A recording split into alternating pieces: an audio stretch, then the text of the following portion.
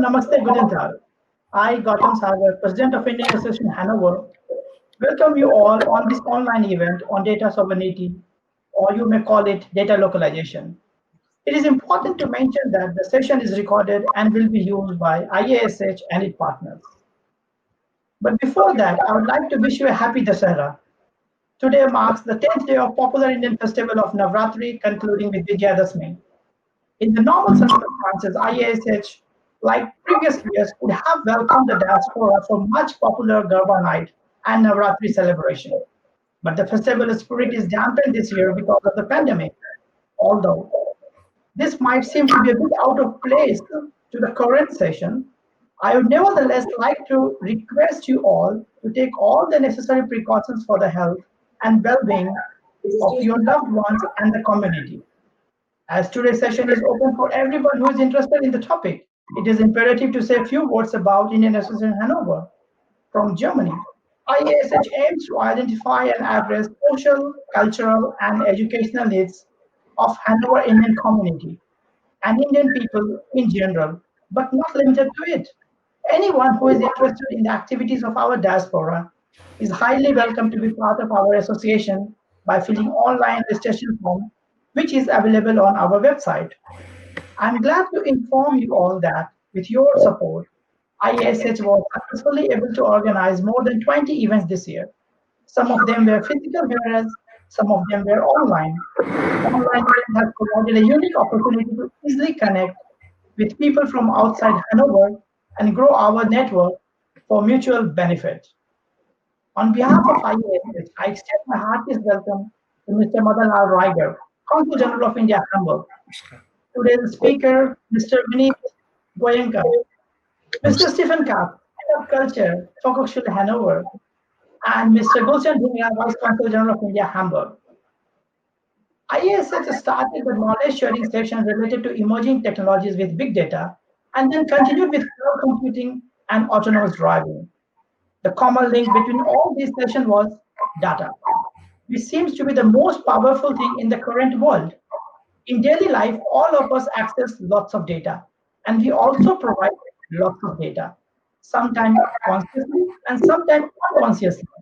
Therefore, it would be beneficial to understand the responsibility and accountability associated with the data. Before we go to know more about the data sovereignty or called data privacy from Vineetji, may I kindly invite our Consul General, Mr. Raigar, to say a few words. We would like to thank Mr. Raigar for his continuous support and encouragement. He is always willing to take additional effort to support the diaspora and IASH. Today, once again, he is joining us on a festive weekend through this platform. Mr. Raigar, please. Thank you. Very good morning to all of you, and happy Dasera, as Gautam has already greeted. It's a big festival in India. In fact, this is the precursor to all the festivals coming lined up, Diwali and beyond. So I welcome you, Vinishji here, Goenkaji, today's event. Thank you, ISS and VHS, Stefan and Gautam for arranging and collaborating with the consulate and organizing this yet another event on IT. Earlier, there were a lot of events which you all already organized. As I already said, big data, cloud computing, and autonomous driving events, which pulled a lot of audience, and even they got a certificate from VHS. So thank you for that, and making people aware about what are those big datas and ITs. India is a big name in IT. So those events are very contemporary and very in increasing the knowledge of the people who already know about it. They will come to know more from the experts, and the one who doesn't know, they will get the basics of it. Recently, there was a little controversy about one event or one which also about data. To say that the consulate is always for the good of the Indian diaspora. We always look forward to help them out. We always look forward to work in close cooperation and coordination with the Indian diaspora. Consulate or government of India's any act, if they do they reach out to the diaspora, it does mean that it is for their good and to be with them in the difficulties, in the distress situations, and even in the happier situations. Please. So with today's platform, whether there are so many our participants today, so I would also like to say that when we coordinate with the Indian associations, whether it's ISS, which is the best, I would say, Indian Diaspora Association, organizing a lot of events, whether it's a cultural, commercial, trade promotion, or bringing the diaspora together or enhancing their knowledge. So thank you, ISS, for doing that. And not only ISS member, but all Indian diaspora members who directly or indirectly connected with such events. Once again, I greet you on this era. Once again, I promised you as a Consul General in Hamburg that whatever we do for your benefits. And once again, we greet and welcome Vinit Goenkaji on this forum. And we look forward to your great session and the keynote speech, which will enhance our knowledge, though we are a layman in IT. But as a diplomat, we are Jack of all trades, but master of none. So we look forward to your keynote speech, which will enhance our knowledge. And thank you once again. Thanks, participant, for joining this session, and keep getting connected. Keep joining such events, which are for your benefits. Thanks. Thanks once again. Look forward to a great session. Thank you, Mr. Riger. VHS Hanover is a constant pillar of support for IASH. Our cooperation has reached to such a level that I would be not hesitating to say that now VHS is our extended family of IASH. So on behalf of IASH, I would like to thank Mr. Stephen Kapp for his support and encouragement. And as he has already mentioned, and that he will be also organizing some new courses on Python and so on. So I will move on to now have a small introduction for Mr. Goenkaji. So our today's speaker, Mr. Vinit Goenka, is a renowned author and secretary at Center for Knowledge Sovereignty in India. He has won several caps, including Member of Governing Council, CRIS, Ministry of Railway of Government of India, Member of IT Task Force of Ministry of Road Transport, Highway and Shipping of Government of India, National Co-Convener of IT Cell of Bharatiya Janata Party. Prior to serving Indian government, he has spent more than a decade in corporate sector that most of the people have now forgotten, because he is so active in the current scenario with the government that we are quite often forgetting his old great achievements through the sectors. Mr. Goenka is one of the co-author of the book Data Sovereignty, The Pursuit of Supremacy, and also an author of latest book Enemies Within. Vinitji is passionate about tapping technology to change the way India works and working towards making India data and knowledge sovereign. During this session, may I kindly request all of you to write the question personally to me as a Gautam Sagar, and I will take up this question, and Vinitji will be having time to answer all your queries and questions. So I wish you all a wonderful session. Let's welcome Mr. Vinit Goenka. Thank you. Dhanyawad. I would like to thank the Indian Association there, also BHS, Excellency, Mr. Iyer, Mr. Kapp, and also like to wish everybody Vijayadashmi, the 10th day of the festival, which is the biggest festival in this subcontinent, not only in India, but many other countries which follow the Hindu calendar. Thank you for giving me this opportunity. And what better than this to talk about colonization and other part.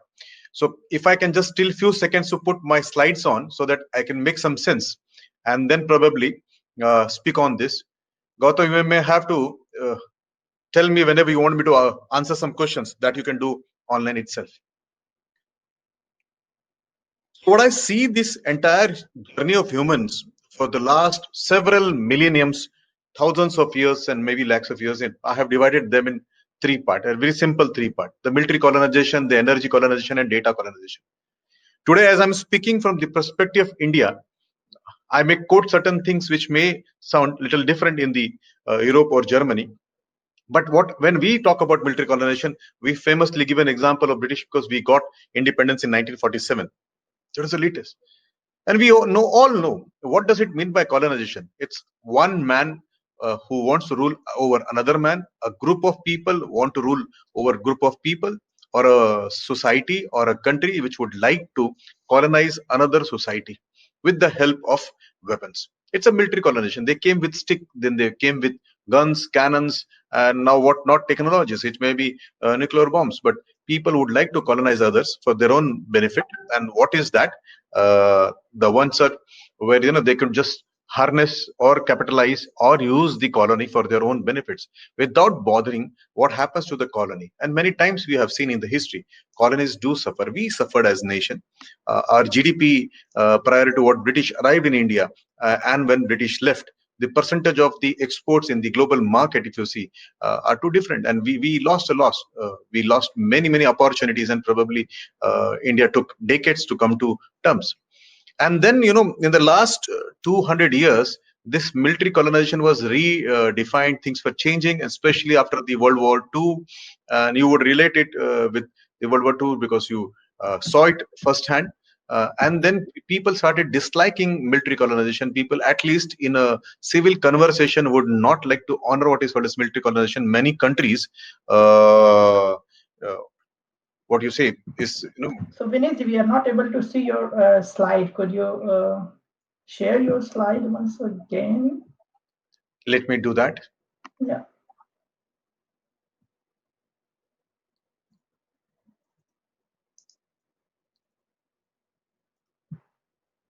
Is this Yes, visible now now? you can go. Yes, now it is perfect. Yeah. So I was talking about three types of colonization: the military colonization, the energy colonization, and data colonization. And I have already explained what is military colonization. And I wanted to explain that in the last 50, 60 years, post World War II, if you see, things changed. And what were that? People started shying away from using the word military colonization. Champions of military colonizations named their own ministries as to be defense ministry rather than a military or war ministries, and there was some change, but the basic nature did not change of human beings. The basic nature was of colonization to overpower other person, to overpower people who are not so strong, who cannot match the strength. And so came energy colonization, where energy started dictating terms, and we saw oil producing nations had edge over others. But in the last 4-5 decades, you would have seen countries or economies which did not produce oil, neither who consumed oil, were dictating terms on the oil market. Let me give you a very simple and a straight example. For example, India is a big consumer of energy, and we have to import a lot. Majority of our energy is been imported. The petroleum products are being imported in this country because we don't produce that much of petroleum products which we require basically in our country. And but who dictates the term? If those countries or economies which produce oil, if they dictate terms, it would have been fair enough. But we saw there is other set of countries or economies which starts dictating them. You have to buy oil from this block, not from that block. This country, not from this country. Not right now. Reason because they wanted to influence the market, they wanted to colonize, and I see that effectively as to be an energy colonization. And we also saw what happened then in Iraq and Libya is probably output of this energy colonization, dictation of the terms, whether good or bad, whether it is favors or not. India benefited, maybe some other economies do not benefit like that, but there was energy colonization. But if I try to summarize, in the last 2 decades, which is 20 years, what we have seen is a new type of colonization, and that is data colonization. And what happens in this? In this, those who control the data would like to manipulate, analyze, and also then use this data for their own benefits. And now this can be a set of companies, it can be an economy which may try to colonize it. And I see this to be coming up. And we have seen in the last 2 decades many incidences where you can say, hey, now we are moving away from military colonization We may also move away from energy colonization and towards an era of data colonization where whosoever controls the data controls the narrative, controls the market, controls the mind and the behavior of the user. And that's what I call as to be a data colonization era which has come up. Now, if I see this into the Indian perspective, and not only an Indian perspective, but a country which may not hold the data itself within present, is that foreign entities, large MNCs, lead the race today with what you call as to be a strategic national data, which can be owned by them, not by the country which actually produces it. And what happens is, if the data goes outside the national boundary or the jurisdiction of a country, the country loses its edge over that particular data. And what is this data going outside the political boundaries of a country? Let me give you a very trivial example which will make a strategic impact. If we are collecting data, and say, for example, medical data of some society, some group of people in a geography within country, for some reasons, maybe the hospital is collecting it, and if this data travels outside India, it travels outside your national geography, the other country, other occupier of this particular data may choose to use it not according to the needs of the country, may also use in the fashion which may harm the interests of the country. And we have seen this in the past. And data which is not only strategic but also can be personal data, maybe non-personal data, things can go out. We famously give a very small example. There was cultivation going on, a tractor was being used by a farmer, and then we realize that the tractor may have IoTs which may generate data which are not personal data, which may be non-personal data, but this data may travel to the original equipment manufacturer of that particular tractor, which may decide what kind of soil layers are there, what kind of cultivational seasons are there, and may manipulate the price of the farm equipments. Now, this fight for data colonization versus data sovereignty is what we talk about in this particular book, and also been talking about this for the last 1 decade. And if you see this particular part, there is a lot of things which has happened. Government of India formed a committee under very famous former Supreme Court judge, uh, Justice B.N. Sri Krishna, who studied this particular requirement, which is also called as Personal Data Protection Bill, which was brought in. Justice Sri Krishna made sure he stood to the democratic values of the country. He had a lot of interactions with the stakeholders, invited views and pointers from people, public, ministers, stakeholders, elected, non-elected representatives of the society. The Personal Data Protection Bill 2019, which was introduced into the lower house, the Lok Sabha, or the elected house of the parliament. We have two houses in India. One is the upper house, another is the lower house. The lower house gets elected by the people every 5 years. It was been introduced in 2019 December.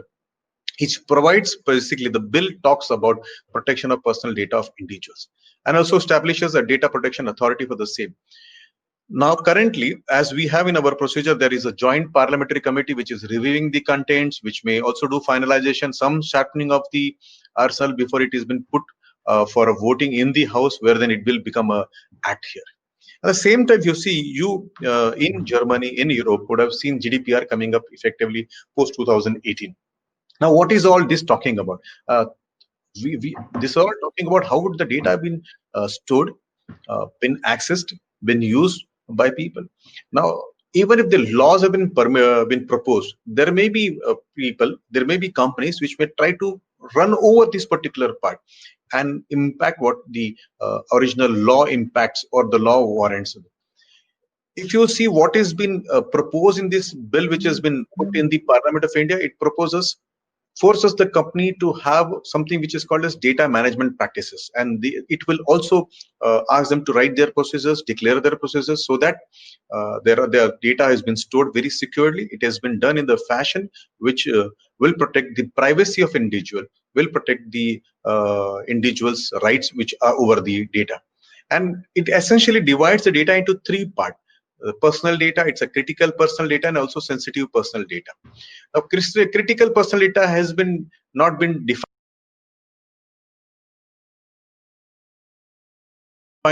which financial records, maybe records which may impact him in a long term, even shared. It also defines something which is called as consent of collecting. Now, here comes the challenge, and here you would and I would agree that those who were first in the race over the decades, since the internet came in picture, the borderless business, borderless trade, which came in picture, the apps or maybe the sites which give you services. The services may be e-commerce services or maybe social media services, whether they are charged or not charged. Till date, I have seen that there is a long and very, very big paper which comes in front of you, a form which comes up with a small checkbox where you tick mark and say, I have consented in perpetuity my privacy, my rights over the data, and whatever you want to do it, you do it. And if you don't check that, that particular website, application, or the service does not come to you. And either innocently or because you want to use that service by force, you are forced to give a consent right now. There is a discussion which is going on in India whether there should be a consent for perpetuity, whether there should be a consent for period, whether there should be a consent for all the data which is generated over the interaction on that particular platform, or for a particular day, particular product, or particular part of the conversation which happens on the social media. So the collecting agents, the collecting organization, under various garbs, various names, they were calling themselves platform. Somebody was calling themselves fiduciary. Somebody was calling themselves to be a service agent. They were collecting data. They were storing the data. They were also using this data. They were selling this data. They were also participating in analysis of this particular data. Now, this data which is being generated, and sometimes this data may not be given by the user knowingly. For example, if you sign particular platform or search engines, and which are there on your smartphone, you are carrying smartphones, you have given them a consent, and they may collect your logistic, your travel data, where are you going, which place you are visiting, even when you have signed not to collect the data. Now, this, what happens is, this gives information of the user without the consent of the user. So the consent part has been discussed a lot in this particular debate, and we also are trying to create an international understanding agreement that consent cannot be in perpetuity, consent cannot be in blanket for everything, and you cannot force somebody to just put a blue tick on a one particular form and say, you have given consent to me to collect all your data and whatever I could like to do that. Now, in this particular bill, if I talk about which has been produced in the Lok Sabha or the Parliament of the country, the companies have been asked to have a security audit, appoint data protection officers who will be liable for criminal charges if the data goes outside, there is a breach of their data. It also talks about to follow the regulator which will be appointed in a subsequent course. The bill is very strong, and it would compete with any other bills in any other economy or country. It talks about penalties, and if you see in Indian terms, it is 15 crore rupees, which is 1.5 billion rupees, amounts to almost around US dollar 2.1 million, or 4% of its global turnover. Now here, if this kind of penalties are levied, I'm sure this becomes a deterrent on the company to manipulate the data or use the data. Well, at the same time, there is also penalties which have been prescribed in the bill for data breaches or delay to address the same. If there is a deliberate attempt by the data holder not to address the claims. We, in this particular part of the bill, if you see, it allows for data transfer the data across the border, where I have a view and which I'm in talking very vocally, and also many champions of security, data privacy, and sovereignty in the globe been talking about. When the data moves across the globe without any limitations, then there are chances this data may land into an economy or a country which may not have regulations as strong as the country of origin. If I take an example of India, if my data travels outside India, I may not know where it is going and what purpose it has been used. India is a very large country. It consists of, the geographical size is more than few countries of Europe. The number of people, the population itself is very large. There is a diverse culture here. We have, while we have snow-clad mountains, we also have sea beaches, we have desert. So the geographical data is different. The eating habits in my country are different. I come from west of the country, which is exactly different than the east of the country, where the food habits are different. And this particular data, the social data, the eating habits, the cultural habits, the business habits, the medical records, they may all lead to several interests by economies and countries which would like to lay hand over the data. And if the data leaves Indian boundaries, the Indian authorities, the law enforcement agencies may not have the control over that particular data. So there has been some restriction which has been proposed in this particular bill for sensitive personal data, but then there are data which may not be seen as to be sensitive right now, but over the period they will be certainly sensitive. Let me give you, one example. We have been facing one case, which maybe probably you have not seen that in Germany.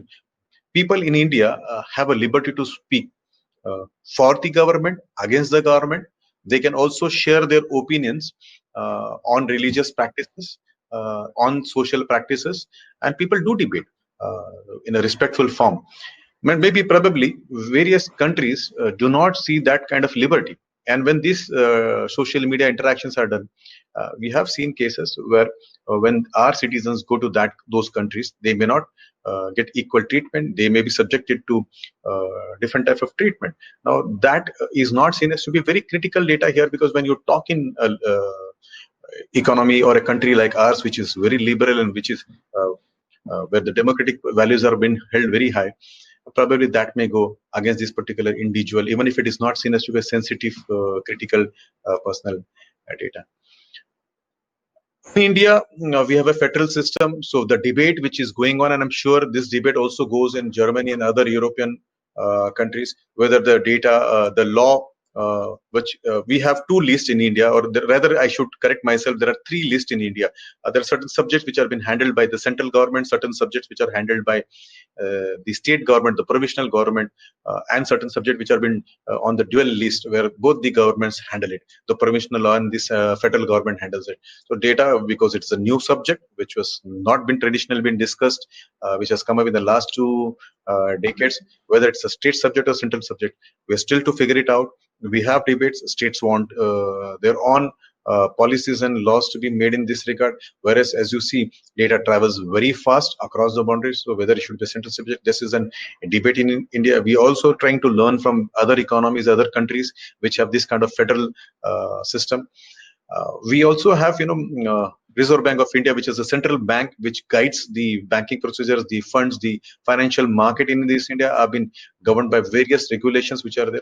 It talks about how the data of an individual, financial data of an individual, especially the data with the banks, should be stored, where it has to travel. Can a platform which is international take the data away, do the calculations, computation, and the collaboration of the data outside the boundary or not? That particular part. The bill debates, and also we debate when we go out in the public.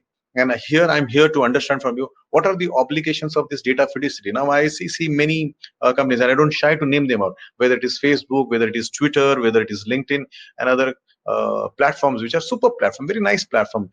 They allow you to have free speech, they allow you to talk, but at the same time, individuals who use them, who subscribe them, share a lot of data. This data may be very simple, their personal data, they may be social data. What is the obligation? For an example, if a girl puts her photograph with the family on the platform, and tomorrow you see that particular photograph being used in some porn site, who is responsible with that particular security of the safety of the data? Is the fiduciary responsible, or the individual who is giving this? Now the individual has already signed the consent, so he cannot say, you do whatever you want to do with my data. Can medical records which are been which travel over various email services which are there, and maybe many of these email services are free of cost, so can they intervene, check this data, use this data? So the transfer of personal data across the borders, whether there will be a misuse of this data, my credit card data or whatever it is. Now this has been discussed in this particular part, but my focus is not about this particular bill which I've been talking for the last 7-8 minutes. The focus. Vineet ji, there is a small question that Yeah. we are talking about the data, and we also got to know about the sensitive personal data. How do we distinguish that which is sensitive, which is not sensitive, and which is personal, not personal? Is there a general directives of this across the globe, or at least for India? This is the debate which even we are facing. And what happens, I'll tell you. Something which is very sensitive for me may not be sensitive for you. You may call it as to be casual. For example, I may see a sharing of photograph of my family as to be very sensitive data, and I may not like that to be seen on other sites without my permission, and we may be very okay with that. For example, I'm in public life, so my photographs are being flashed. Not only on the sites which I permit, but somebody else who would have taken it. And I generally would not mind about that. But another individual who is not in public clear, who is not in public life, may not like his photograph to be flashed. So this is a debate. And of course, in India, the parliament decides after a debate that what is permission or not. We are still waiting for that. If you ask me, I would not like any kind of data to go out without the consent of a user. And I would like to put in two levels of consents. One, the state comes in picture, and one, the individual. If an individual says no data goes out and it cannot be used by anybody, then there is a question of the state coming in may not come. But if an individual says yes, I'm okay with any data going out, or particular data goes out, then comes the role of the state. And as the state is also guardian of an individual, the state in India acts like a parent of an individual. It may also try to protect the individual even when the individual does not want to be protected. So the state may have regulations about not allowing the financial data to go out, or the critical data or health records to go out when it is personal data. If it is non-personal data, naturally the state would not like to send the strategic or a critical infrastructure information outside the country. So this debate, I think, Gautamji, will continue till the humanity is there. One man's comfort may not be another man's comfort. I just want to like this is my personal now question that it seems now that more than the data, how people are going to process the data, that is a major topic for this rather than the data itself, right? Because a name can also be a personal data, or your date of birth can also be a personal data, but if you use for a certain right thing, it may not be a sensitive topic. Do you agree with this, or? Yeah, of course. It may be very simple. I'll tell you one particular part. Now the world is seeing pandemic, and there may be information about which geography in India is seeing people rushing to hospitals to take help. And also there may be some information which is coming out of this social media interaction. Uh, which particular section of society comes back faster, healthy, hearty from the hospital, and one particular section. Now, as an individual, you and I may not see this data. We may not have capability to interpret that particular, this geography has more impact, or this geography has less impact, or this section of society. But if you have this data in a tabular form, and somebody can run through computing processes over that, you may come to some conclusions. Now, these conclusions will help research organizations to come out with vaccines or other alternates which will save the larger population. But it can be also used in a different fashion. We saw in a ill-famous case of Cambridge Analytica, where a company wanted to collect data over Facebook, and you see the user behavior to determine which political party is being supported by that individual, and then a pinpointed message can go to those individuals to manipulate his thinking process. Now that can be an interference in the entire democratic process of this country. Now, it's too simple thing where my medical records go, and somebody may push medical advice to me, and innocently I may fall victim to that particular medical advice and buy that particular medicine, even if it is not useful. Or the other side, as I gave you second example, where my personal like and dislike can be manipulated, and pinpointed messages may be dropped on my screen, so that I get manipulated and decide in favor of the the party which they want to propose, and it may influence my political thinking. Both as simple as that medical thing, or as complex as the political behavior, this can be manipulated by the person who owns the data, or who has the capability to analyze the data. That's why it becomes imperative that we don't allow any kind of data. So we should be rigid, we should be probably orthodox in sharing the data, and also the government should consider this as to be an orthodox behavior rather than a liberal behavior of allowing data flying anywhere and anytime. Gautamji, I hope I give the Yeah, thank you very much, Viniji. It was a quite elaborated answer. So, yeah. yeah, we continue, and then we have some Yeah. more questions coming up. So we'll take it up Yeah, you later. keep you can keep interjecting because that's the best way to communicate with the larger audience. Yeah. Here I'm talking about now 7 points where we are trying to tell why we think about data sovereignty, why we think about the old edge concept of keeping things within your boundaries. This is exactly contrary to the thought earlier where we would talk about Vasudev Kutumbakam, where we would like to have everybody on the earth to come and enjoy the goods of this country. I'm talking exactly on the opposite side. The concept actually talks about data localization and data residency. The data sovereignty concept was brought in because if the data is within the boundaries of the country, whether then the local law enforcement agencies have a right over that. The person who keeps the data and also is responsible can be tapped and can be booked for justice in case he does certain violations and which are damaging to the society. The digital space is a subject of concern to us because that can create. We have seen in Libya, in Syria, and many other countries where political influences were there. We also heard in the last elections in US, and with the elections are again coming up, that there were influences from various quarters of the world, which may be true, which may not be true. But yes, digital space is a subject of concern. There are theories which are about narration or narratives which I never heard before the data part came in. Now we have 1.3 billion people in this country. We are 130 crore. We have a numeric system where we call crores, which is 130 crore is equivalent to 1.3 billion people. We have infrastructure. We have a railway line which covers almost the globe. If I put all the railway tracks of India in a circumference of the globe, probably will cross the globe. At any given time, 20 to 30 million people travel in railway in India. We have infrastructures like nuclear establishments. We have dams. We have roads.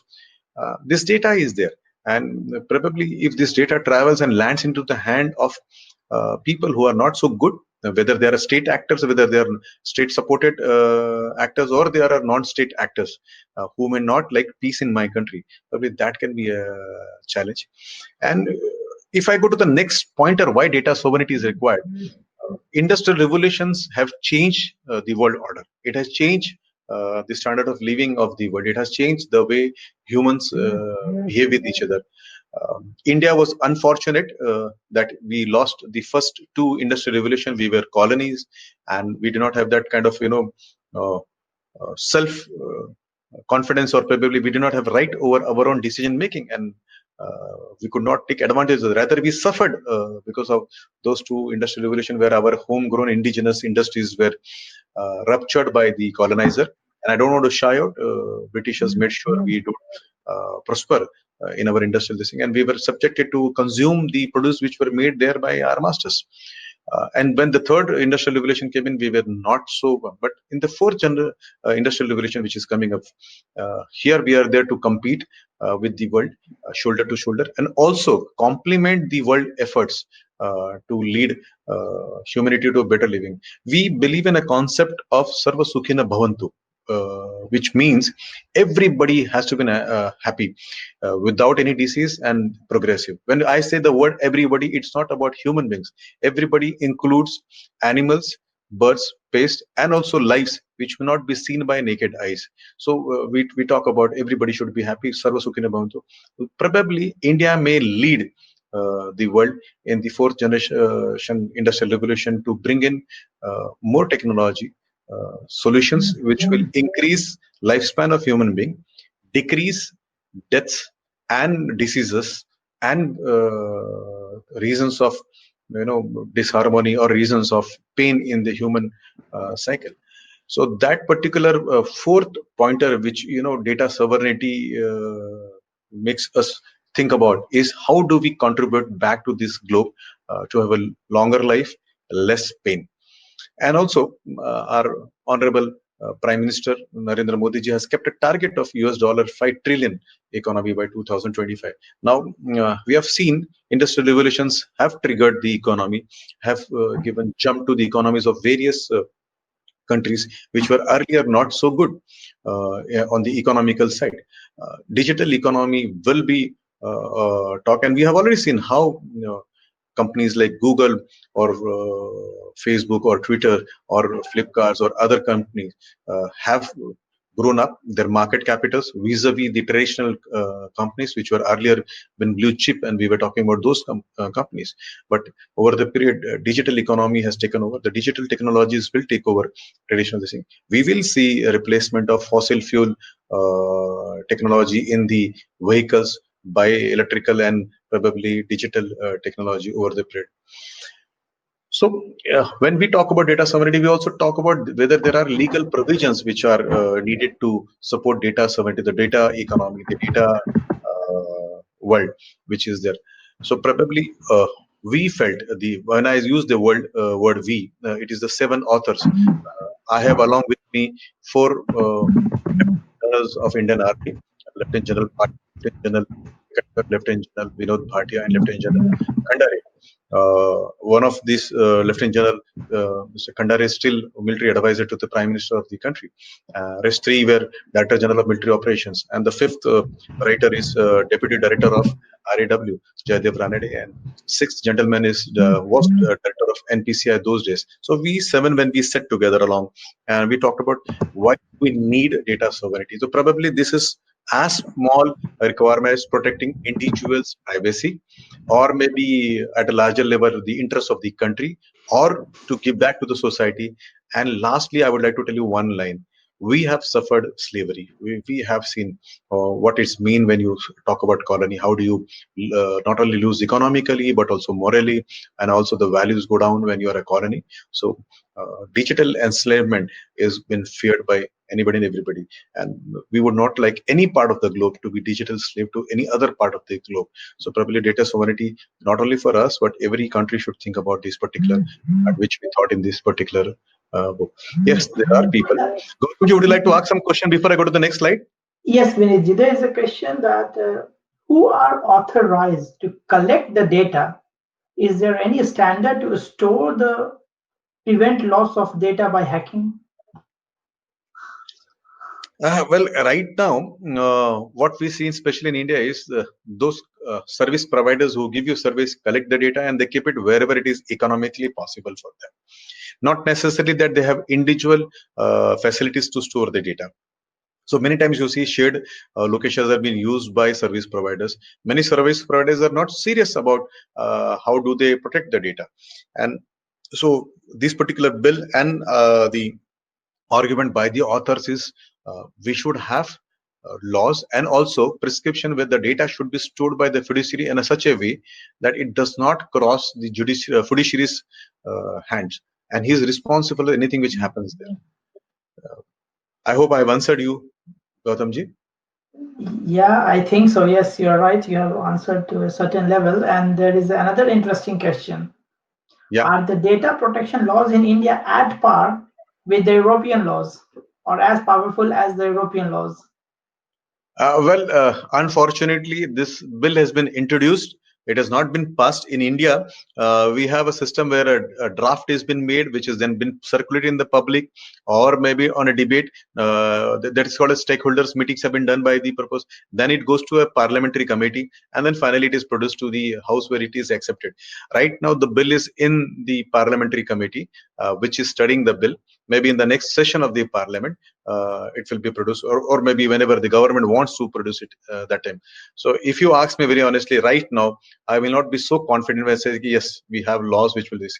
But India does have fairly very nice criminal justice system, and IPC, which is a century-old act, also protects any behavior which is criminal in this country. So there are Information Technology Act and also criminal procedures which prescribe how to protect this.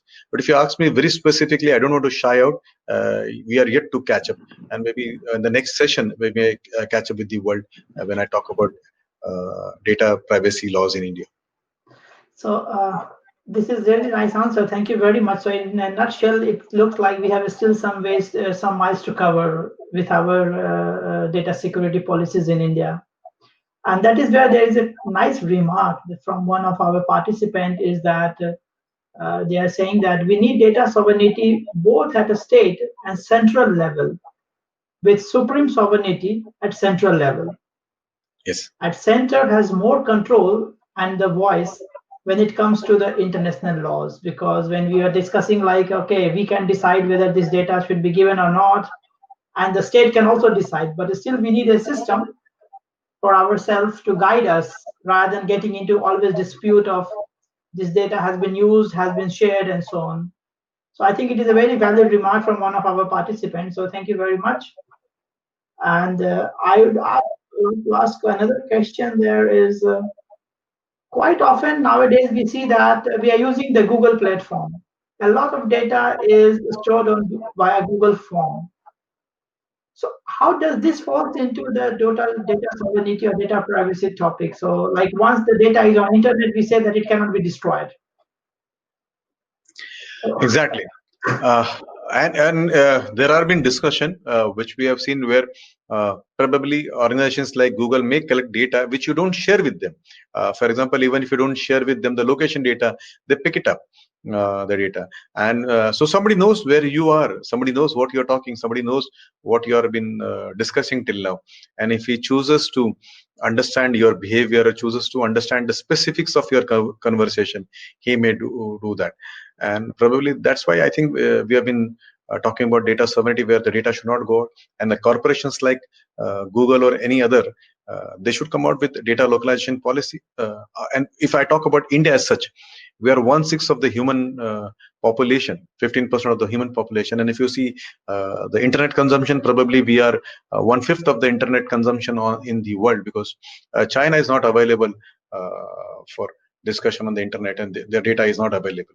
They have walled themselves already. So we are actually 1/5 of the world population available on the internet, and our because we Indians have activity and habits of spending more.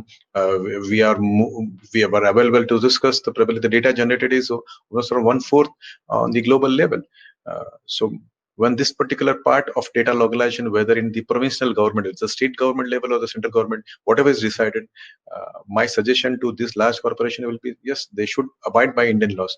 There will be a tussle, there will be always a disagreement that we have seen in the past also, where multinationals would like to come out with suggestions which may suit their business interest, but then it is the lawmaker who finally wins by introducing the law.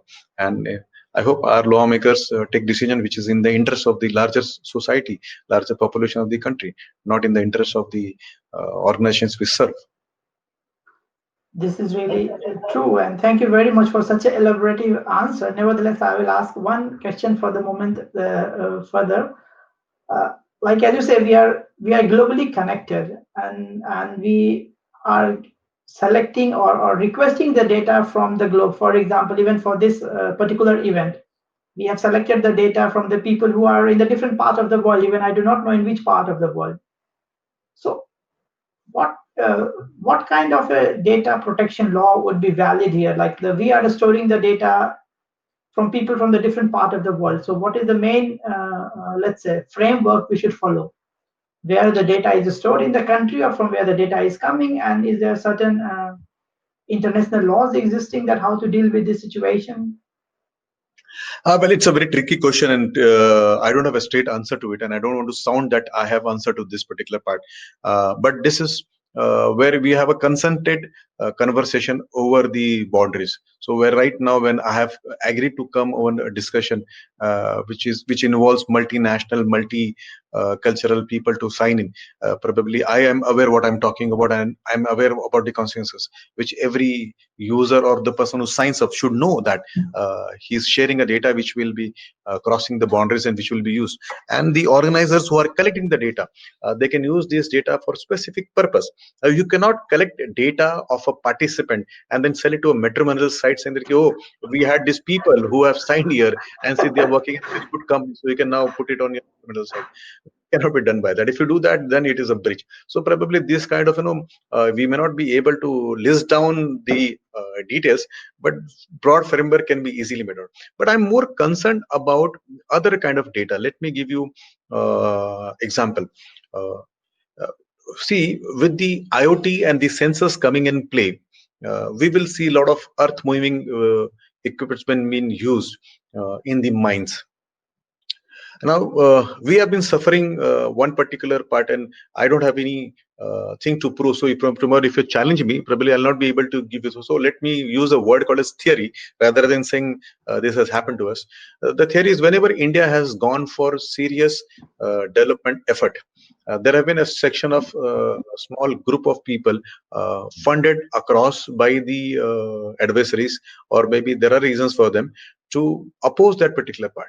Now, if I have a mine where I'm mining a mineral, the data of that particular equipment which is drilling generated through an IoT, maybe it's stored on service which I'm not aware, and that may lead to information to the manufacturer of that particular machine. What is the number of hours I'm drilling? What is the geography I'm doing it? Which is the exact location I'm drilling? And this can be used by people who would like to compete. And it may happen that I may see dumping efforts by that mineral by some other competitor at a rate which is far less than what I'm producing here in India, and that will I may suffer as a manufacturer, as a producer, or as a miner. If you see, I'm talking this in an air, but this is quite a possible thing where the data can go out. Let me put in another thing: if there are equipments in the medical hospitals which may generate data, and the data of the health data of the patient's travel, pharma companies may manipulate and play with the rates or the charges or the price of the equipments or the medicines which are required in that particular geography. Every geography has a certain health traits. Every section of society has certain health traits. So those can be capitalized and enslaved. Or if you ask me at a very larger level, let me give you an example which I deal with. I am a part of governing council of the Indian Railways. We sell tickets of passengers. That is one of our 100 works which we do. We have a challenge where we don't want others to sell our tickets. Now, just assume that you travel on Indian Railways and somebody else comes and occupies your reserved seat just because my neighbor sold that. Because they may not like me, or maybe a raw terrorist organization would like to sell that particular ticket. Now, these kind of challenges are there. So laws have to be there, and we will always have this debate in the mind: what is called as perfect law and how much should be protected. There are a set of people, Gautamji, which call data localization as to be protectionist behavior. Well, it is not protectionist. You see, great economies like US also has their own laws which protect their interest.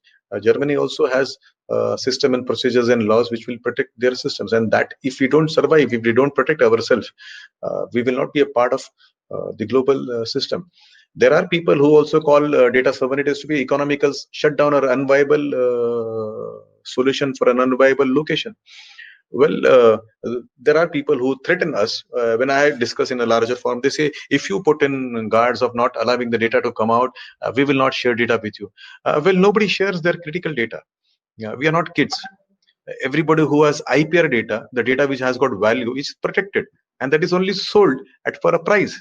What is shared is something which is very generic data, which is not something which may add academical value or scientific value or economical value to us here. So my counter to that particular party is this: yes, you may always charge us if you are sharing your IP or kind of thing. So these are many questions. There is also a section of society which would like to have privacy to a level which even I can't see, and they say, data privacy of individuals in the country may be compromised if the data is accessible by law enforcement agency of the country, so the data should travel. Now these arguments will be always there. Human beings are intelligent and they always like to reform current laws and procedures, so there will be debates. Gautamji? Yeah, thank you very much, Vinitji. So I think there is a one or two very interesting questions. So if you allow, can we answer those questions first, or you would like to proceed? Now, I would like to answer the question first because that makes more sense than me doing a dumb slideshow. Yeah. Okay, so there is a very interesting question related to our Indian government. So without implementing data protection law, why did our government, so Indian government, went for biometric data collection for Aadhaar? So this is a, I hope we can maintain here. Yeah, of course. So before I answer this, I'm not speaking on behalf of Government of India. I'm speaking as an individual. So my answer cannot be seen as to be Government of India's answer. But let me tell you what I have with my limited understanding. I understand of this particular part. When an individual gives data to Facebook, Twitter, or any other social media site, he does it voluntarily. I understand that, and those companies also have voluntarily promised that they will use data very judicially, and I'm sure they may be doing it very judicially.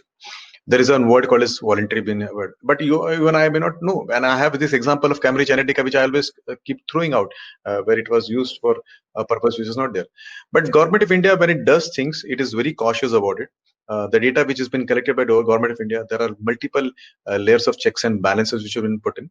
Aadhaar is also very, very secure. Fortunately, I was in many television debates, maybe more than 60 television debates before the Supreme Court, highest apex court of the country, gave the ruling in favor of UIAIDA, which is Aadhaar. Well, the data has two parts. One is your biometric, another part is where you have general data, which is used for validation. The biometrics are protected, which are not been shared by any other third party. It is only kept by the authority for the purpose which will be used when it has been for the purpose been prescribed use. The other general information about your name, address, and other things are used for validation as and when required by the permitted government. Whether it can be hacked or not, it's a debate. I have not seen a serious hacking effort being done. There was a challenge been thrown by the former chairman of that particular operation, R.S. Sharma, which nobody did it. If you want, I can share my other number, and if somebody fears that my banking system will be hacked, answer is no, because banks don't pay you on the basis of Aadhaar card number. They pay you on the OTPs or the passwords or the signs which you provide on the negotiable bills and instruments. So this is a myth been created. Authentication of Aadhaar is been seen very securely. And if you ask me, my country, my fellow countrymen have benefited a lot. We have a large population which is unfortunate, may not earn for themselves, and they've been helped by other brothers who earn little more, and that is called a subsidy or benefits been passed on to them, which many economies, every economy has. Even Germany has this kind of system, but we have a larger very large population which depends on benefits, whether it is ration, which is food at subsidized rate, whether it is free gasoline, or whether it is education, whether there are health services. We saved 90,000 crore rupees in direct benefit transfer. Earlier, the benefits would go to an authority or a local person who in turn would distribute that. And you know that when there are channels of distribution, there are leakages. When there is power, there is powerless who stands in front of the power to beg. We did away with this intermediary. We did away with this kind of thing. Now the central government decides the benefits, and it goes to the targeted beneficiary or the person who requires it without anybody in middle.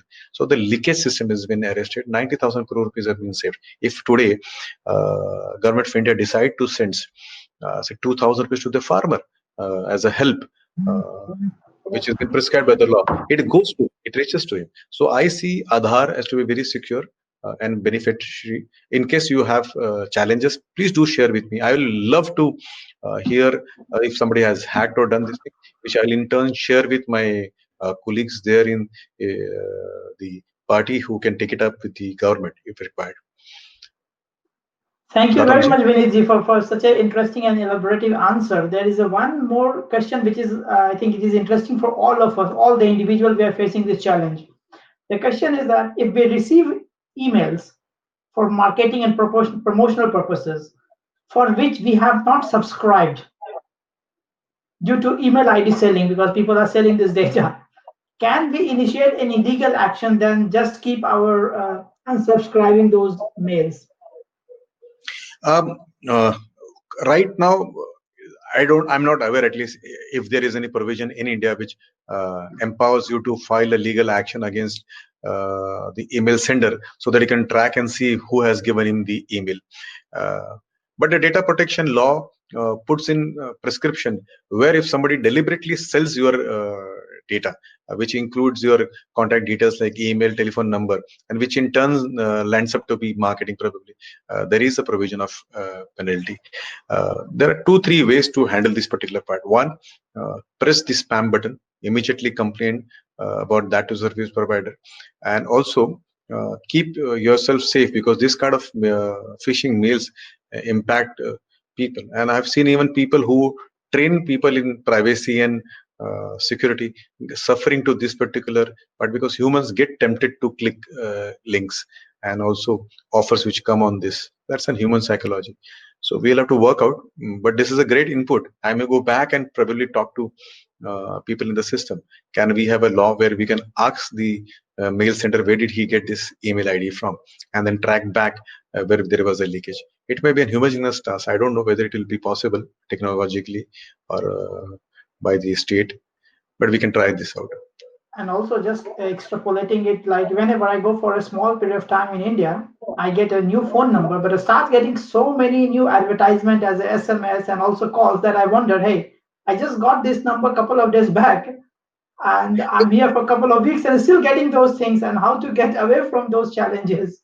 So there are two types of infringement. One is pinpointed and one is very generic. Now, for example, if I were the advisor of the Badmash gang or the gang which sent this kind of SMSs, I would just simply put the service provider's 5-digit and then the rest 5 digits with 0001 till 999, which is the last number, and I would push SMSs. So here you may not blame, because these people are quite innovative. They may just do it. I may create email IDs with names and combinations of name. Well, we also as an individual distribute our business cards. We put our email IDs on our websites. We keep writing our email ID and telephone numbers on various promotional material, or when you enter securities of the building or hotels or restaurants, you keep writing all this. So probably that also leads up to data this thing. This is worrisome because it takes away your attention, and this may lead to fraud. But more challenging is where the data which is collected by those people who are into phishing and can lead to financial losses, embarrassments, blackmails, kind of thing. There it is big challenge. I'm worried about where your email ID is known to somebody, and this person manages to hack through your mailbox and sees your conversation with your wife, your parents, and then may use this personal information against you. So that can be challenged. He may also see mails and conversation which we have with your business partners, and may use this particular information to make sure he is on the upper side of the competition when he competes with you. So when this kind of they are more serious than just receiving SMSs or promotional material. Yes, promotional material, it leads to irritation. Many times we are in a serious business meeting and you get somebody who tries to sell you life insurance, or maybe tries to sell you some stuff which you don't want. So that's for example, I'm a teetotaler. I have never drank in my life. I don't smoke, and I keep getting this advertisement where there are discounts on liquor and this thing, and I wonder, hey, I don't drink. Why do you want to push me this kind of data which is not useful? So there are challenges which probably time will only give a solution. Very, very nice. Thank you, Vinayji. So questions are flowing. So we have another question. And before that question, there is also a remark from one of our participant about the Aadhaar card, that the remark is that we have come across many news on BBC on Aadhaar leak. So I don't know how authentic it is and how it works. I would like to thank this particular participant and for using the news channel's name. Well, I've never wanted to speak on an international platform like this with on a subject which I'm going to tell now in the next 30 seconds or 40 seconds. When you are a developing country, when you start developing at a rate which catches attention of the world, where you were otherwise subjected to receiving, and now all of a sudden you start going to a zone where you participate with strength in the discussion in the international level forums, or multi-trade agreements where we were earlier watchers. We are now participating. We are the initiators now. There may be a set of people who may not like this. There may be set of people who may have ideas of different world order. There may be set of people who may not like the way we live or our faiths or our behavioral patterns or our economical growth, and that may lead to creation of narrative. Unfortunately, this channel which your observer has named, that particular channel has I think a little love for us, where they would like to participate in our home discussion, and this channel keeps creating this kind of narratives. Well, I don't have a single, as I said, I throw open a challenge to everybody who's listening to me right now. Please give me a specific example. Otherwise, you're shooting in dark. You're trying to create stories about us, because you see that once Aadhaar comes up, we will have optimum utilization of our own resources, which I said. I gave you an example. Direct benefit transfer, we have optimized it. 90,000 crore is a big amount for us as an economy. If we save this particular part, we will use this for strategic purpose. We will use this for development purpose, which people in that particular channel may not like. And I've seen that particular channel, which has been named by your observer, many times giving stories which are incorrect. I don't know why they get into this, but many times they have thrown open many things. I give you, if you go to my Twitter line, I wrote a few days back, Gautamji, to one particular newspaper in US. There was an individual journalist whom I used to consider till that particular time as to be a very good journalist in India. He wrote something which was not right, and so the police summoned him. Once the police summoned him, his brother, who works in Wall Street Journal in US, writes in paper that in India liberties have been curbing. My brother has been summoned by police. Well, if your brother gets involved in activities which are not legal, he will be summoned. And then I had to write on my Twitter to the Wall Street Journals that, do you allow your newspaper to be used for personal vendetta? So maybe probably has to check the facts. They have not given these details.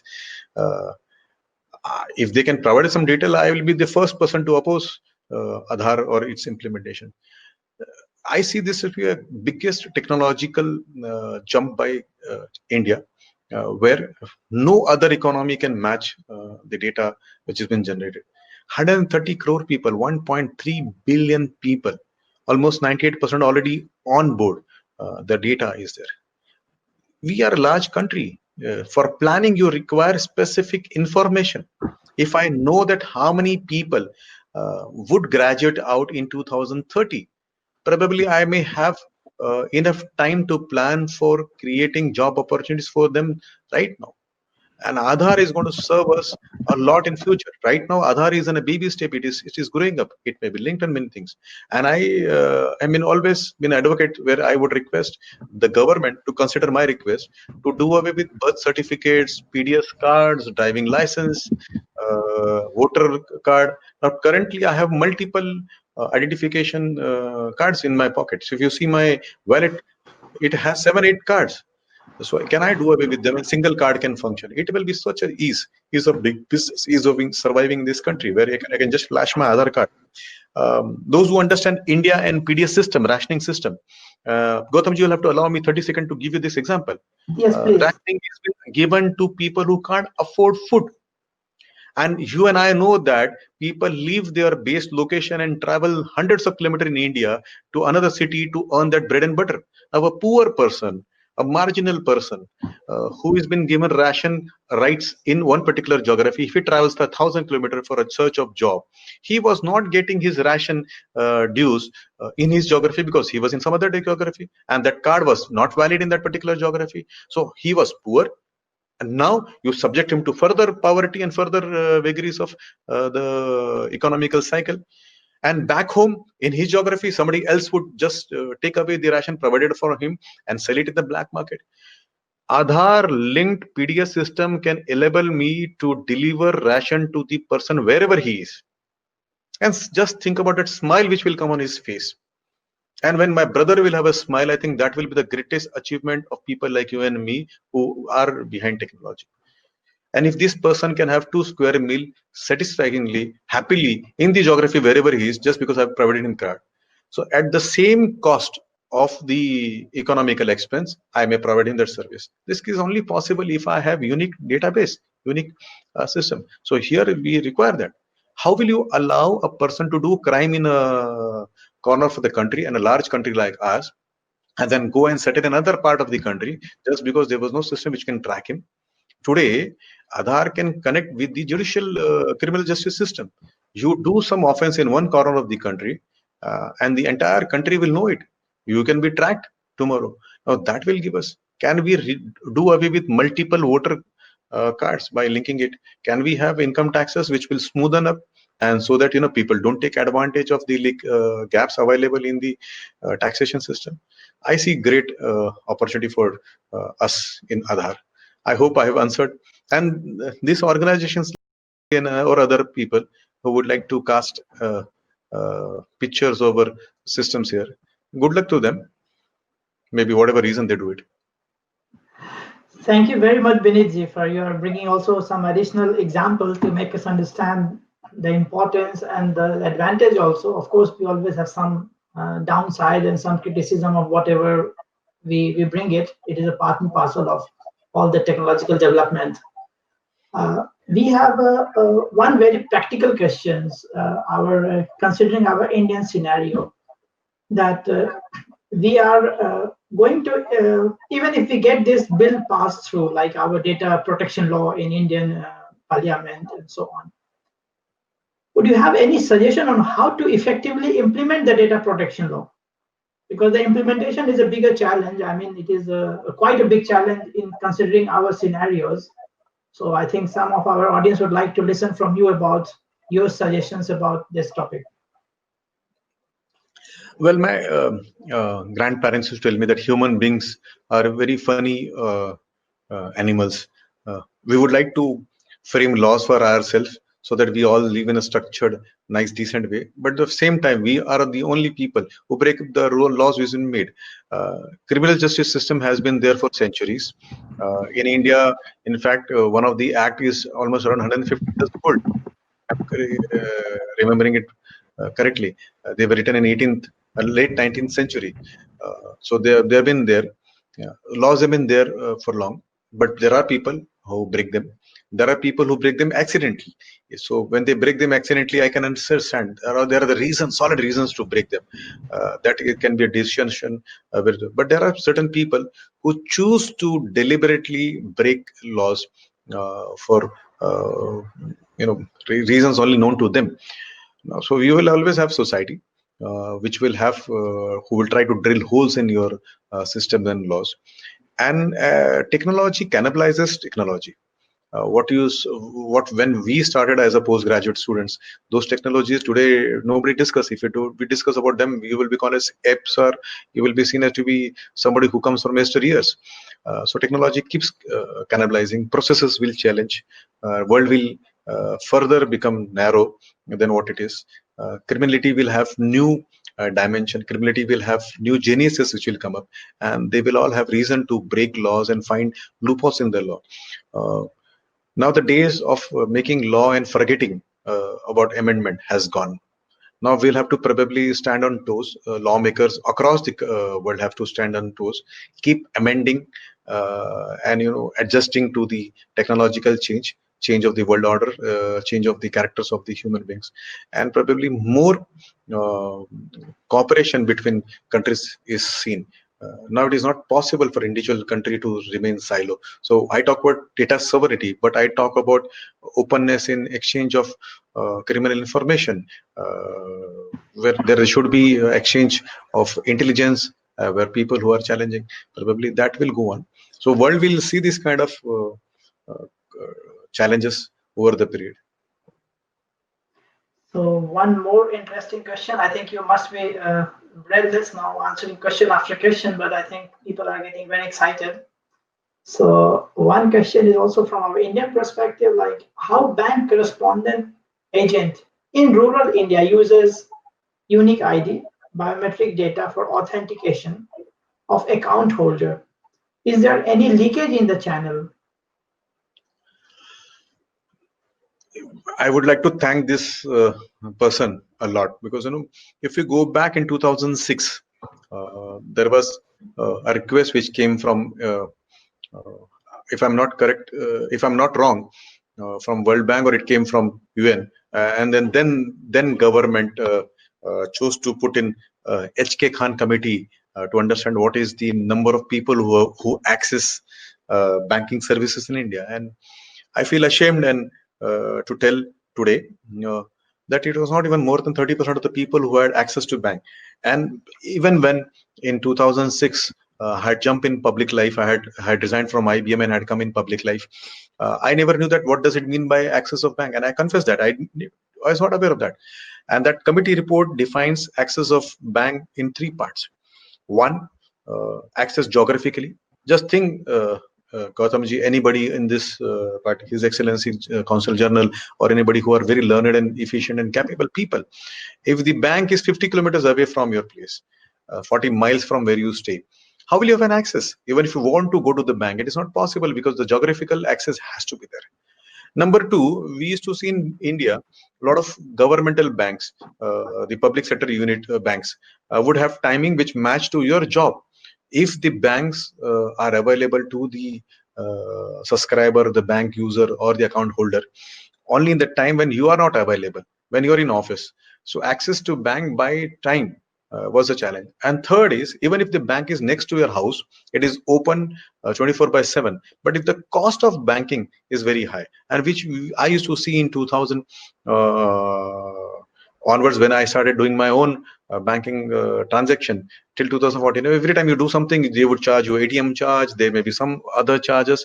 So the cost of bank, so geographical access, time access, and the economical access to the bank, the cost of maintaining bank accounts was very, very high. And so only 30% of the people were there. And you all know that when there is no transparent banking system, then there's something which is called in Hindi is called as Mahajani, where then the money lenders come in picture. There are the people who would like to take advantage of the weaker section of the society. And we also had that filter. I don't shy away from saying that we had that kind of section of society who take advantage of this poor.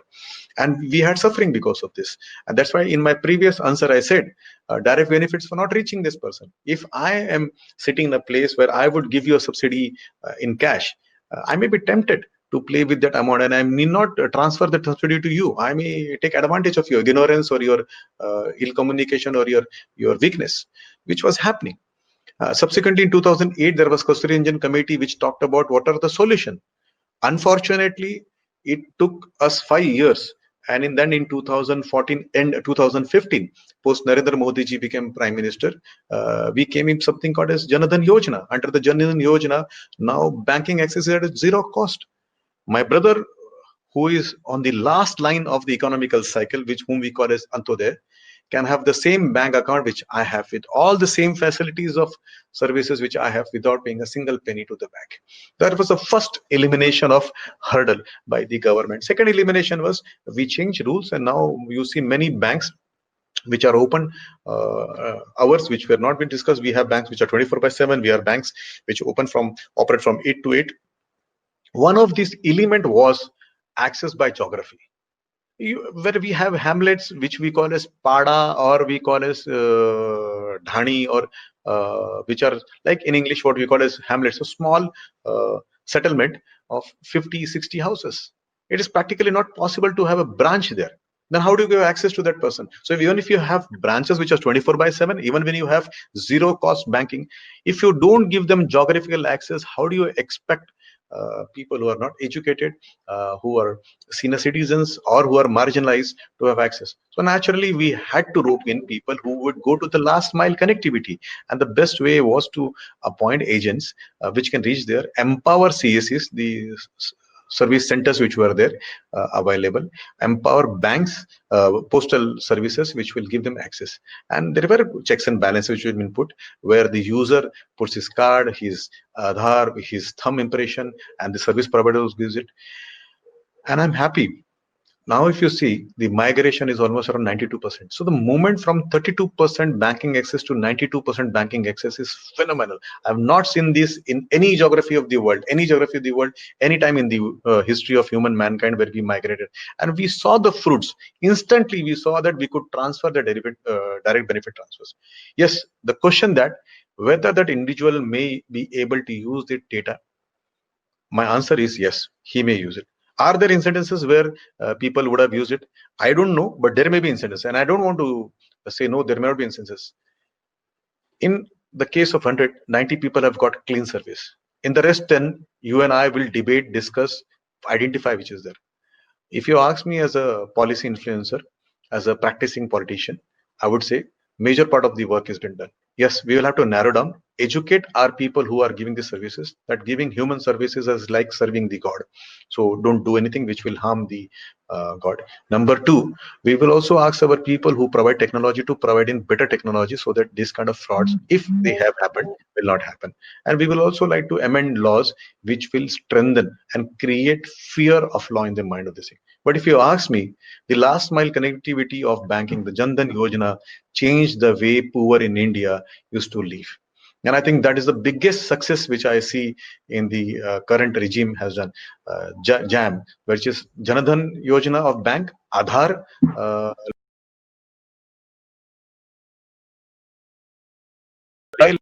if you permit me, can I give a 10-second example of using this technology, not as a only banking, but something else, Gautam? Yes, please. Yes, please. We have time. So I had an opportunity to go to a place called Jhunjhunu, which is not far from Delhi. I traveled there. I happened to meet a senior citizen, around 65, 70-year-old farmer who had never gone to school, but he has a smartphone in his hand. In the years, when farms would see attacks by pest, the farmers would take the leaf or the stem of the cell of the tree, the pest, and go to the agriculture officer who is generally there in the district headquarters, which may be 60, 70 kilometers away, which may take 2 to 3 hours to go. Show them that samples, and then the district agriculture officer at the district headquarters may give solution, which they would come back, then buy the pesticide and spray that pesticide in that area or take precautions which has been prescribed. Now, entire procedure would take 7-8 hours, and in that 7-8 hours, you all are intelligent people who understand how much damage the pest would do on the plant. He would have lost his fortune.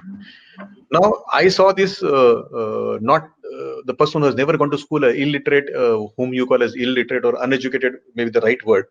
What he did is he simply took out his mobile, took a photograph of that particular pest in the tree, connected to the WhatsApp, and sent it to the agriculture officer to the thing, and called up the agriculture officer ki sahab maine aapko bheja hai, sir, I have sent you a photograph. The agriculture officer knew that this particular person is uneducated, he's not so what also he did is he took the pesticide, took a photograph of that particular pesticide and wrote what he wanted to write, right? And he called up back saying that ki chacha, go and show it to the shopkeeper who gives this medicine. So he went to the pesticide shop, took the pesticide, understood the procedure, and came and did the spray in his farm. The entire procedure took not more than 20 minutes in place of taking 10 hours. So technological exchange of information helped this farmer to reduce the farm pest attack by 9.5 hours. Now, these kind of great examples are there where in India, uneducated, marginalized, rural people have evolved procedures which will help them.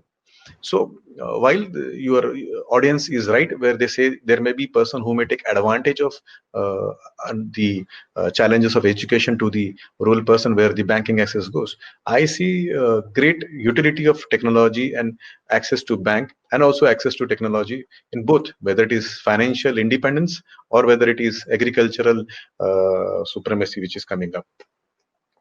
Thank you very much, Binitji, for bringing such a variety of examples. So there are still a few questions, but I would like to continue, and maybe at the end we can pose those questions depending on the time and the question what we have. Is it, if it is okay for you?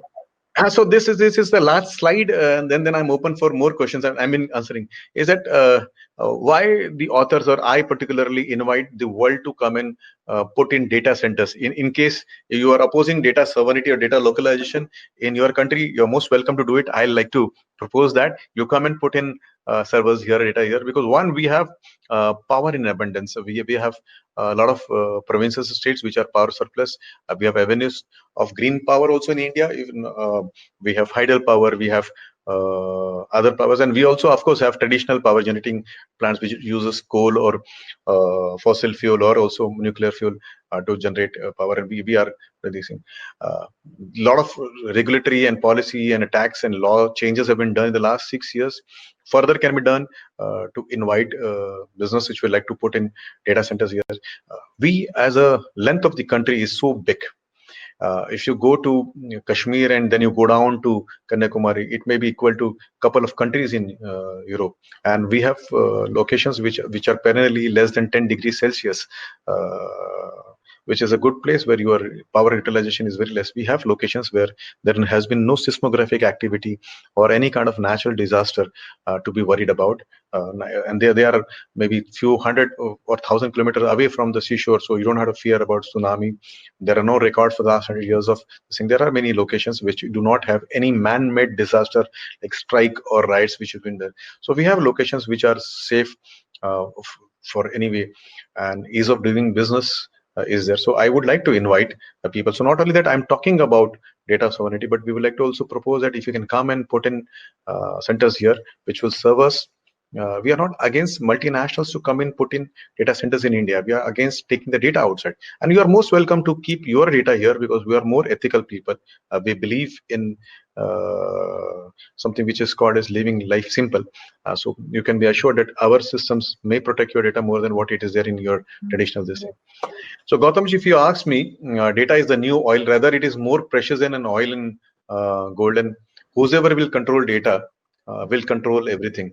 So I'm open for more questions if they are there. Yes, definitely. Thank you very much, Vinitji, for such an informative talk. So I would like to continue with few more questions that we have. And also I would like to have also one, let's say, suggestion from you. But first to the question.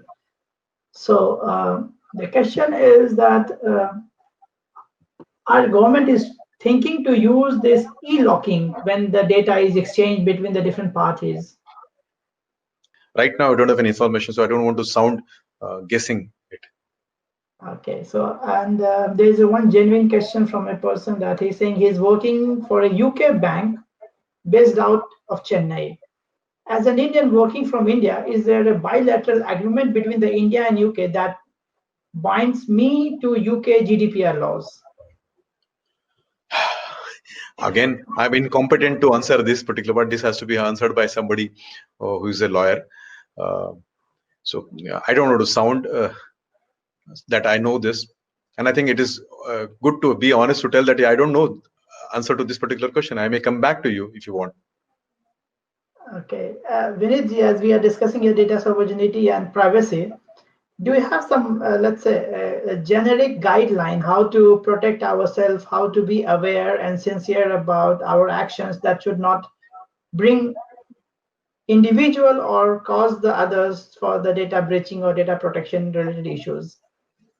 So I break this into three parts. One, which is policy part, two, which is technological part, and third is behavioral part. So policy and the laws, I think probably the state will make in everywhere, every country will make it, and you and I have no choice but to follow it. Whether the gentleman is in Chennai or he's been governed by the laws of his company's origin, land of origin. Second one is technological. Probably we coming from the technological background, we will have to be sensitive whether it can put in checks and balances in the technology itself. But let me address to the third part, which is the behavioral and individual part, which you actually wanted me to ask. Very simple law. Don't expose too much. Don't rush to share your information. Be conservative. Be miser. The way you don't throw your cash in public. Do you ever travel in tubes or local buses or with your cash spilling out of your pocket? You don't do that. So if you don't do that, you don't do that on the internet also. Be very, very conservative about the information we share. Be double sure before you give the information. Ask one question, why this information has been asked. Probably that will help you to save yourself. Two, wherever possible, delete information which you have provided. Forensics may always take the data out, but at least commoners will not be able to access your data. Ask twice before you go to a site and throw away your data, whether it's really necessary for you to share that particular information. Why is that particular site asking your information? I never understood some caller company wanted to have access to my photographs. What will they do it with that? Why should I share with it if there is some services? If I'm booking tickets, why do they need access to my contact list? So you should ask these kind of questions, challenge that, and also participate in discussion. Also guide your people at home. Many times children are victim to this. We should open out with the children, not shy out from them.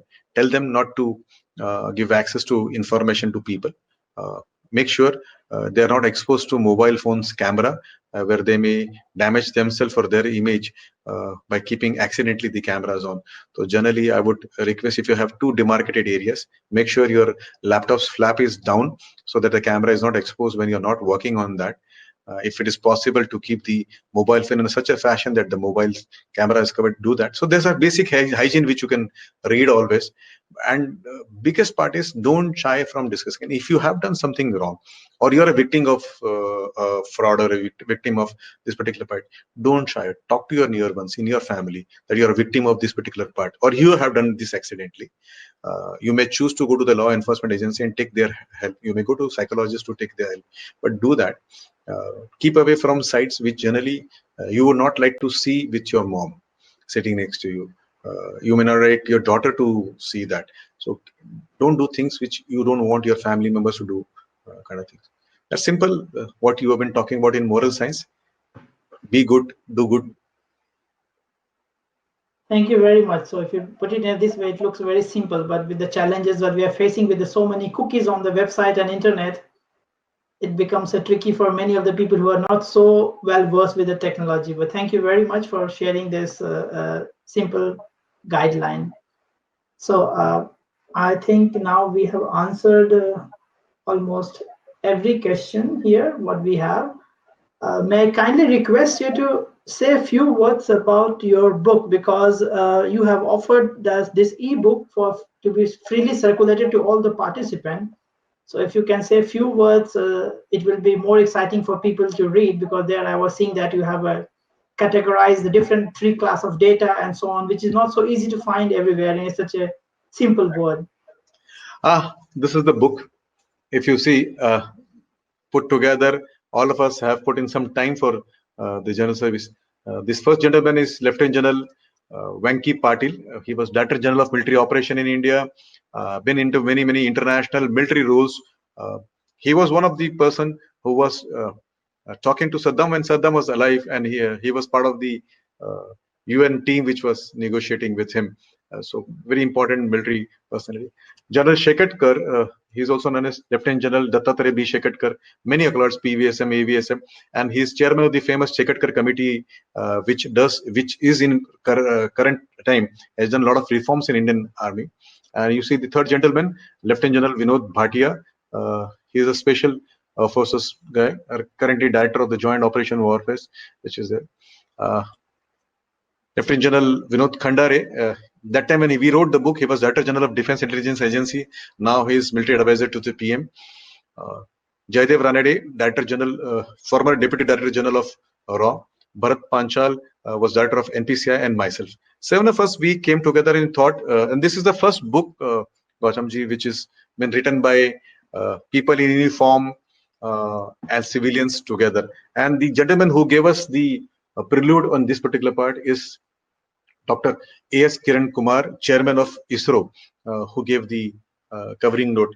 Why did all these people come together? Somebody from ISRO, that is Space Research Organization, somebody from the financial background, somebody from a reason is because we thought this requires to be discussed pan across the industry or the verticals, whether it is military, whether it is intelligence, whether it is business, or whether it is political class. So this book talks about the challenges to be faced, and we also talked about the fear of colonization, and we see this colonization happening in India also.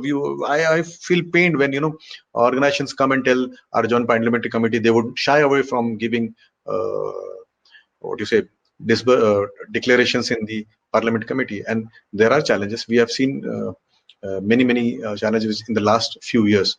So we took cognizance of that. In place of identifying individuals and giving this thing, we talked about how it should be protected, what should be the bifurcation of data, how it should be laid down.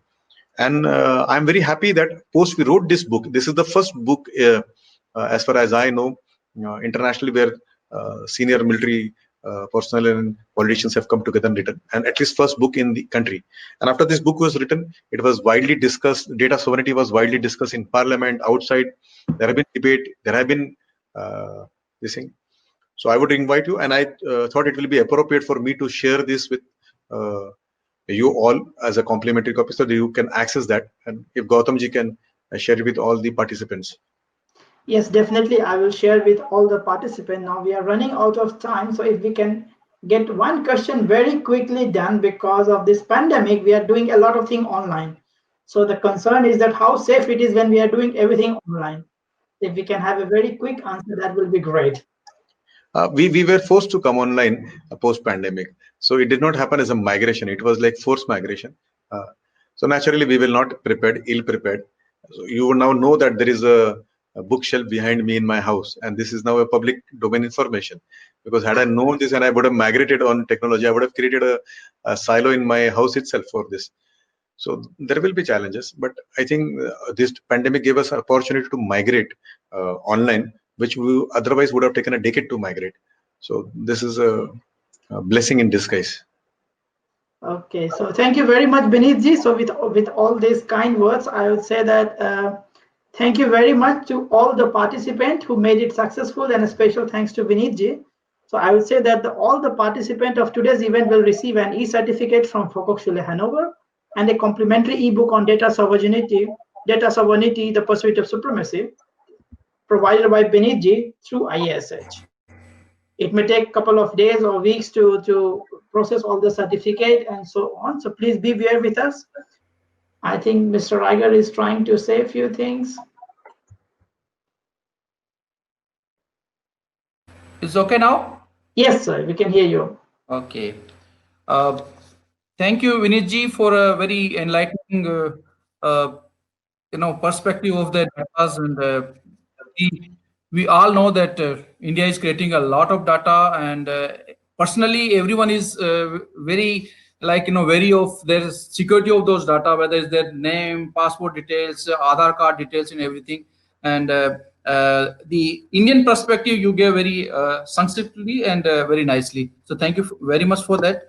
And we would like to definitely have more sessions with VHS and ISS, which can enlighten the people and satiate their curiosity. Thank you very much. On 1st of November, especially for the diaspora, that on 1st of November we are having an e-open house, which is for the Indian diaspora. It will be an open e-house where they can ask questions to the embassy, consulate officers, and for any problem, any suggestion they can make. Our all officers will be available there. It will be on 1st November, 14:30 to 16:30 hours. So any consular problem, and otherwise even friends of India are most welcome to join that. Another one, a trade promotion event will be on 15th November, and that will be at 10 a.m. and will end at 1300 hours, so 1 p.m. So these two events are coming in November, and I request through this platform that maximum number can register and join for those. Thanks. Thank you very much. Thank you very much, sir. It is a very nice initiative to have this open e-session there.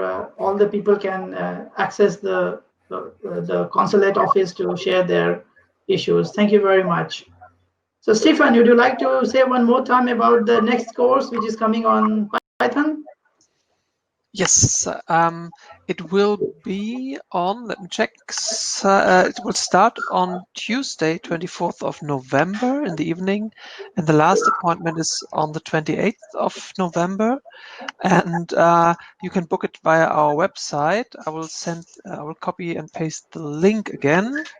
So then you can join. My colleague arranged it extra for you because the demand was there to have a Python programming class in English. So we arranged it. Exactly. It came from this platform only. Then we started the big data and the cloud computing. People were requesting for such course. So thanks, Stefan, for arranging it. Yeah, you're welcome. And I think we have to add that there will be a 40% discount for all the students. So this is another advantage that all the students will get some reduced price. And so I would also say that feel free to join because it is specifically organized in English. And you know that in Hanover, there are not too many people who would be looking for English course, but Stephen has taken another step to do it. Thank you very much, Stephen. So with this, I would say a last word from Vinitji, if he has to share something about his experience or any remark, feedback for us. It was great experience. So I would like to wish you all Diwali in advance, and do visit India. It's a great place to see. This is a world by itself. So whenever you get a chance, do spend some time in my country. Thank you very much, Vinitji. With this, let's say sign off and have a nice day, nice rest of the day. Bye bye. See you. Thank you. And thank you, Vinitji, once again for joining us. It was a pleasure. Yeah, namaste to all. Namaste.